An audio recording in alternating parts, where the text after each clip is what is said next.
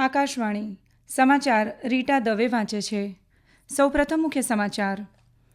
સંસદમાં થયેલી ચર્ચા બાદ વકફ સુધારા ખરડો 2024ને સંયુક્ત સંસદીય સમિતિ સમક્ષ રજૂ કરાયું. કેન્દ્ર સરકારે લોકસભામાં જણાવ્યું કે વિવિધ પહેલના માધ્યમથી 20 કરોડ રોજગારીની તકનું સર્જન થયું છે. વિદેશ મંત્રાલયે જણાવ્યું કે ઢાકામાં ભારતીય હાઈકમિશન બાંગ્લાદેશથી પરત ફરી રહેલા ભારતીય નાગરિકોના સંપર્કમાં છે. દેશમાં આવતીકાલથી હર ઘર તિરંગા અભિયાનનો પ્રારંભ થશે અને પેરિસ ઓલિમ્પિકમાં ભારતીય હોકી ટીમે કાંસ્ય ચંદ્રક જીત્યો. ભારતીય કુસ્તીબાજ અમન શેરાવત સેમીફાઇનલમાં પહોંચ્યા. સમાચાર વિગતવાર. સંસદમાં થયેલ ચર્ચા બાદ વકફ સુધારા ખરડો 2024ને સંયુક્ત સંસદીય સમિતિ સમક્ષ રજૂ કરવામાં આવ્યું છે. લઘુમતી કાર્યમંત્રી કિરેન રિજિજુએ લોકસભામાં આ ખરડો રજૂ કરતા કહ્યું કે સરકાર સૂચિત કાયદાની આગળની તપાસ માટે તૈયાર છે. કેન્દ્ર સરકાર પાસે આ ખરડા અંગે છુપાવવા જેવું કશું નથી. में जो भी प्रावधान है आर्टिकल 25 से लेकर के 30 तक किसी रिलीजियस बॉडी का जो फ्रीडम है उसमें कोई हस्तक्षेप नहीं किया जा रहा है, ना ही संविधान का किसी भी अनुच्छेद का इसमें उल्लंघन किया गया है. इसमें हमने जो ब्रॉड बेस किया है, किसी का हक छीनना तो बात छोड़ दीजिए, जिनको हक नहीं मिला है उनको हक देने के लिए ये बिल लाया गया है. આ પહેલાં શ્રી રિજિજુએ કહ્યું કે આ ખરડાનો ઉદ્દેશ્ય ધાર્મિક સંસ્થાઓની કામગીરીમાં હસ્તક્ષેપ કરવાનો નથી, પરંતુ તેનો ઉદ્દેશ્ય મુસ્લિમ સમુદાયના વંચિત અને આર્થિક રીતે નબળા વર્ગને ન્યાય આપવાનો છે. તેમજ રાજ્ય વકફ બોર્ડની શક્તિ અને કામકાજની સાથે સાથે વકફ સંપત્તિઓની નોંધણી અને સર્વે સંબંધિત મુદ્દાઓનું સમાધાન કરવાનું છે. શ્રી રિજિજુએ ઉમેર્યું કે આ કાયદો સચ્ચર સમિતિ અને અગાઉની સરકારોની વિવિધ સમિતિની ભલામણ મુજબ લેવાયો છે. તેમણે કહ્યું કે વકફ બોર્ડ સંબંધિત લગભગ 12,000 કેસ પડતર છે અને આ ખરડામાં આવા કેસનો 6 મહિનામાં નિકાલ કરવાની જોગવાઈ છે. તેમણે વિપક્ષના આક્ષેપોને ફગાવતા કહ્યું કે આ ખરડો લાવતા પહેલા હિતધારકો સાથે વ્યાપક પરામર્શ કરાયો. તેમણે કહ્યું કે વકફ બોર્ડના ટ્રિબ્યુનલમાં એક ન્યાયિક અને એક તકનીકી સભ્ય રહેશે. આ ખરડાનો વિરોધ કરતા કોંગ્રેસ, તૃણમૂલ કોંગ્રેસ, સમાજવાદી પાર્ટી, DMK, રાષ્ટ્રવાદી કોંગ્રેસ પાર્ટી, શરદ પવાર, વામદળ અને અન્ય દળે આને સંવિધાન અને ધાર્મિક સ્વતંત્રતા વિરુદ્ધનું ગણાવ્યું. કોંગ્રેસના સાંસદ KC વેણુગોપાલે કહ્યું કે આ ખરડામાં વકફ બોર્ડની પરિષદમાં બિન મુસ્લિમને રાખવાની જોગવાઈ છે, જે આસ્થા અને ધર્મ પર હુમલો છે. તેમણે કહ્યું કે આ ખરડો મહારાષ્ટ્ર અને હરિયાણામાં આગામી વિધાનસભા ચૂંટણીને ધ્યાનમાં રાખીને ખોટા ઉદ્દેશ્ય સાથે લેવાયો છે. સમાજવાદી પાર્ટીના નેતા હબીબુલ્લાએ કહ્યું કે વકફ અને ધાર્મિક મામલો છે અને આ ખરડા ધાર્મિક પ્રથાના હસ્તક્ષેપ છે. તૃણમૂલ કોંગ્રેસના સંદીપ બંદોપાધ્યાયે આ ખરડાને ગેરબંધારણીય ગણાવ્યું, જ્યારે DMK સાંસદ કનિમોજી કરુણાનિધિએ પણ ખરડાનો વિરોધ દર્શાવ્યો. શરદ પવાર જૂથની રાષ્ટ્રવાદી કોંગ્રેસ પાર્ટીના સાંસદ સુપ્રિયા સુલેએ ખરડાને પરત લેવા અથવા તો આગળની તપાસ માટે તેને સ્થાયી સમિતિ સમક્ષ મોકલવાની માંગ કરી છે. AIMIMના સાંસદ અસુદ્દીન ઓવૈસીએ પણ આ ખરડાને ભેદભાવવાળું ગણાવ્યું. તો આ તરફ જનતા દળ યુનાઇટેડના વરિષ્ઠ નેતા અને કેન્દ્રીય મંત્રી રાજીવ રંજનસિંહ ઉર્ફે લલનસિંહે આ તમામ આક્ષેપને ફગાવી દીધા છે. તેમણે કહ્યું કે વકફ બોર્ડમાં પારદર્શકતા લાવવા માટે આ ખરડો લાવવામાં આવ્યો છે. તેમણે આક્ષેપ લગાવ્યો કે વિપક્ષ આ ખરડા અંગે લોકોને ગેરમાર્ગે દોરવાનો પ્રયાસ કરી રહ્યા છે. કેન્દ્ર સરકારે આજે જણાવ્યું કે ઉદ્યમ પોર્ટલ, PM વિશ્વકર્મા યોજના અને સૂક્ષ્મ, લઘુ અને મધ્યમ ઉદ્યોગ MSME ક્ષેત્ર અંતર્ગત વિવિધ પહેલના માધ્યમથી 20 કરોડ રોજગારીની તકોનું સર્જન થયું છે. લોકસભામાં પ્રશ્નકાળ દરમિયાન એક પૂરક પ્રશ્નનો જવાબ આપતા સૂક્ષ્મ, લઘુ અને મધ્યમ ઉદ્યોગ મંત્રી જીતનરામ માંઝીએ કહ્યું કે મંત્રાલયના ઉદ્યમ પોર્ટલ પર માત્ર 4 કરોડ 8 લાખ લોકોની નોંધણી થઈ છે.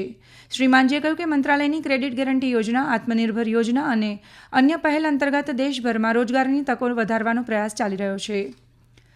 વિદેશ મંત્રાલયના પ્રવક્તા રણધીર જરસ્વાલે કહ્યું છે કે ઢાકામાં ભારતીય હાઈકમિશન બાંગ્લાદેશથી પરત ફરી રહેલા ભારતીય નાગરિકોના સંપર્કમાં છે.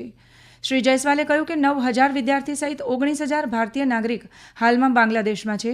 ભારતીય નાગરિકોની સલામતી જાળવવા માટે સરકાર હાઈકમિશનના સતત સંપર્કમાં છે. શ્રી જયસ્વાલે બાંગ્લાદેશમાં સામાન્ય સ્થિતિ પૂર્વવત થવાની આશા વ્યક્ત કરી છે.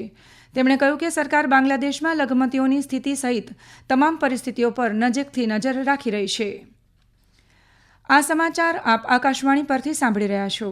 આ સમાચાર આપ અમારી YouTube channel AIR news Gujarat પર પણ સાંભળી શકશો. વધુ સમાચાર માટે આપ અમારા ટ્વિટર હેન્ડલ AIR news_ABAD ને ફોલો કરી શકો છો. સરકારે આજે કહ્યું કે પરમાણુ ઉર્જામાં આત્મનિર્ભર બનવા માટે દેશ સતત પ્રયત્ન કરી રહ્યો છે.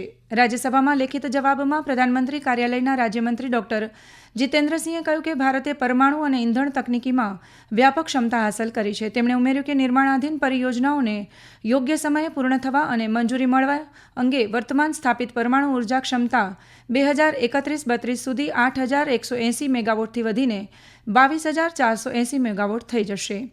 એક પ્રશ્નનો જવાબ આપતા ડોક્ટર સિંહે કહ્યું કે આ ઉપરાંત 7,300 મેગાવોટની કુલ ક્ષમતા ધરાવતા વધુ 9 રિએક્ટર નિર્માણાધીન શરૂ થઈ રહ્યા છે, તેમજ વધુ 7,000 મેગાવોટની ક્ષમતા ધરાવતા 10 રિએક્ટરનું નિર્માણ કાર્ય ચાલી રહ્યું છે. કેન્દ્રીય નાગરિક ઉડ્ડયન મંત્રી કિંજરાપુ રામમોહન નાયડુએ આજે લોકસભામાં ભારતીય વાયુ વિમાન ખરડો 2024 રજૂ કર્યો હતો. ખરડાની રજૂઆત કરતી વખતે મંત્રીએ કહ્યું કે એરક્રાફ્ટ એક્ટ 1934માં લાવવામાં આવ્યો હતો અને વર્ષોથી તેમાં ઘણા સુધારા કરાયા. તેમણે કહ્યું કે કેટલાક સુધારાઓમાં Directorate General of Civil Aviation અને Bureau of Civil Aviation Security જેવી આંતરિક સંસ્થાઓની કામગીરીના સંદર્ભમાં ઘણી અસ્પષ્ટતા અને વિરોધાભાસ છે. તેમણે કહ્યું કે આ મૂંઝવણ અને વિરોધાભાસ દૂર કરવા માટે ભારતીય વાયુયાન વિધેયક રજૂ કરાયું છે. દેશમાં આવતીકાલથી હર ઘર તિરંગા અભિયાનનો પ્રારંભ થશે. નવી દિલ્હીમાં સંવાદદાતા સંમેલનમાં સંસ્કૃતિ અને પ્રવાસન મંત્રી ગજેન્દ્રસિંહ શેખાવતે લોકોને અનુરોધ કર્યો કે દેશવાસીઓ પોતાના ઘરે ત્રિરંગો લહેરાવી અને તેની સાથેની સેલ્ફી હર ઘર તિરંગા વેબસાઇટ પર અપલોડ કરે. તેમણે કહ્યું કે આ અભિયાન દરમિયાન દેશભરમાં 200થી વધુ સાંસ્કૃતિક કાર્યક્રમો યોજાશે. તેમણે કહ્યું કે 13 ઓગસ્ટે સાંસદો અને મંત્રી ત્રિરંગા બાઇક રેલીને યોજશે. ભારતીય ઓલિમ્પિક સંઘે વર્ષ 2036માં ભારતના યજમાનપદે યોજાનારી ઓલિમ્પિક્સ રમત અંગે ફ્યુચર હોસ્ટ કમિશન FHC સાથે સંવાદ પ્રક્રિયા શરૂ કરી છે. રાજ્યસભામાં લેખિત જવાબમાં કેન્દ્રીય રમતગમત અને યુવા બાબતોના મંત્રી ડોક્ટર મનસુખ માંડવિયાએ કહ્યું કે FHC એ આંતરરાષ્ટ્રીય ઓલિમ્પિક સમિતિની સાથે યજમાન પસંદગીની પ્રક્રિયા કરવા માટે સમર્પિત સંસ્થા છે. શ્રી માંડવિયાએ ઉમેર્યું કે દેશભરમાં રમતગમતની વિવિધ પ્રવૃત્તિઓનું આયોજન કરવા રમતગમતના આંતરમાળખામાં વધારો કરવો એ સતત પ્રક્રિયા છે. પશ્ચિમ બંગાળના પૂર્વ મુખ્યમંત્રી બુદ્ધદેવ ભટ્ટાચાર્યનું આજે 80 વર્ષની વયે કોલકાતા ખાતે નિધન થયું છે. પ્રધાનમંત્રી નરેન્દ્ર મોદીએ તેમના નિધન પર શોક વ્યક્ત કર્યો છે. શ્રી મોદીએ સોશિયલ મીડિયાના સંદેશમાં જણાવ્યું કે શ્રી ભટ્ટાચાર્યએ રાજ્યની ખૂબ જ પ્રતિબદ્ધતા સાથે સેવા કરી હતી. શ્રી ભટ્ટાચાર્યજીનું 80 વર્ષની વયે દક્ષિણ કોલકાતાના તેમના નિવાસસ્થાને આયુષ્યની બીમારીઓને લીધે અવસાન થયું છે. સંરક્ષણ મંત્રી રાજનાથસિંહે આજે ઓલિમ્પિક ચંદ્રક વિજેતા અને ભારતીય શૂટર મનુ ભાકર સાથે મુલાકાત કરી શુભેચ્છા પાઠવી છે. શ્રી સિંહે સોશિયલ મીડિયા સંદેશમાં જણાવ્યું કે મનુ ભાકરે પેરિસ ઓલિમ્પિકમાં દેશ માટે 2 કાંસ્ય ચંદ્રક જીતીને ઇતિહાસ રચ્યો છે. તેમણે ઉમેર્યું કે દરેક ભારતીય તેમના આ પ્રદર્શનથી ખૂબ જ ઉત્સાહિત છે. મંત્રીશ્રીએ તેમના આગામી રમત પ્રદર્શન માટે પણ તેમને શુભેચ્છાઓ પાઠવી હતી. રેલવેના પ્રવાસીઓની સલામતી એ પ્રધાનમંત્રી નરેન્દ્ર મોદી સરકારની પ્રાથમિકતા છે. રેલવેની સલામતી પર ધ્યાન વધારવામાં આવ્યું છે. સામાન્ય અંદાજપત્રમાં ટ્રેનોની સાથે પ્રવાસીઓની સલામતી પર પણ વધારે કુલ અંદાજપત્રને 40% જેટલો ખર્ચ નક્કી કરાયો છે. હવે 10,000 કિલોમીટર રેલવે ટ્રેક પર કવચ લગાવાશે તેમજ સંકેત પ્રણાલીમાં ફેરફાર, નવી ટેકનિક, ફ્લાયઓવર અને અંડરપાસ બનાવવા પર ભાર અપાશે. નવા ટ્રેક અને ડબલ ગેજ રેલવે પાટાના નિર્માણ પર 75,000 કરોડ રૂપિયાથી વધુનો ખર્ચ કરવામાં આવશે. જાપાનમાં આજે 7.1 તીવ્રતાના ભૂકંપના આંચકાઓ અનુભવાયા. જાપાન હવામાન વિભાગે દેશના દરિયાકાંઠાના વિસ્તાર માટે સુનામીની ચેતવણી જાહેર કરી છે. જોકે આ ભૂકંપમાં કોઈ જ જાનહાનિ કે નુકસાનના કોઈ જ સમાચાર મળેલ નથી. સંસદમાં સરકારે જણાવ્યું કે વિદેશમાં રહેતા ભારતીયોની સાથે સાથે ત્યાંની જેલમાં બંધ કેદીઓની સલામતી પણ અમારી પ્રાથમિકતા છે. રાજ્યસભામાં વિદેશ રાજ્યમંત્રી કીર્તિવર્ધન સિંહે લેખિત જવાબમાં જણાવ્યું કે હાલમાં 9,728 ભારતીય કેદી વિદેશની જેલમાં બંધ છે. આમાંથી સૌથી વધુ 2,594 કેદી સાઉદી અરબમાં છે, જ્યારે સંયુક્ત અરબ અમીરાતમાં 2,308, નેપાળમાં 5,282 કેદી છે. પેરિસ ઓલિમ્પિકમાં ભારતે આજે સ્પેનને 2-1થી હરાવીને હોકીમાં કાંસ્ય ચંદ્રક જીતીને ઇતિહાસ રચ્યો છે. ભારતે સતત 4થી વખત કાંસ્ય ચંદ્રક જીત્યો છે. આજની મેચ અત્યંત રસાકસી ભરી રહી. મેચની શરૂઆતમાં ભારત પાછળ, પરંતુ કેપ્ટન હરમનપ્રીત સિંહે 2 પેનલ્ટી કોર્નર પર ગોલ મારતા ભારત મેચ જીતી લીધી હતી. પેરિસ ઓલિમ્પિકમાં ભારતીય કુસ્તીબાજ અમન શેરાવત 57 કિલો વજન ફ્રી સ્ટાઇલ કુસ્તી વર્ગની સેમીફાઇનલમાં પહોંચ્યા છે. તેમણે આ સ્પર્ધામાં અલ્બેનિયાના ઝેલિમખાન અબાકારોવને 12-0થી હરાવી દીધા છે. અંતમાં મુખ્ય સમાચાર ફરી એકવાર. સંસદમાં થયેલી ચર્ચા બાદ વકફ સુધારા ખરડો 2024ને સંયુક્ત સંસદીય સમિતિ સમક્ષ રજૂ કરાયું. કેન્દ્ર સરકારે લોકસભામાં જણાવ્યું કે વિવિધ પહેલના માધ્યમથી 20 કરોડ રોજગારીની તકોનું સર્જન થયું છે. દેશમાં આવતીકાલથી હર ઘર તિરંગા અભિયાનનો પ્રારંભ થશે અને પેરિસ ઓલિમ્પિકમાં ભારતીય હોકી ટીમે કાંસ્ય ચંદ્રક મેળવ્યો. ભારતીય કુસ્તીબાજ અમન શેરાવત સેમીફાઇનલમાં પહોંચ્યા. આ સાથે જ આકાશવાણી પરથી સમાચાર પૂરા થયા.